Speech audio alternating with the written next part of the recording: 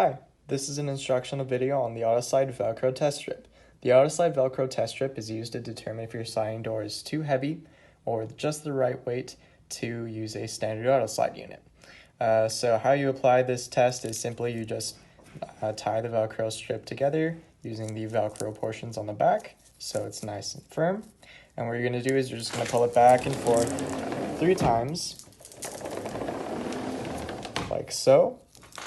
And if at any point your Velcro test strip breaks open, that means that your sliding door is a little too heavy for a regular standard unit or standard locking. So what you need to do is you need to go with an Elite system, which has the additional power needed to open up your sliding door.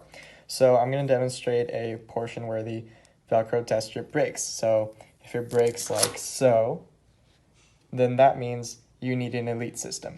If the Velcro test strip didn't break at any point during your test, then you can just use a regular standard Autoslide unit or a standard locking system as well.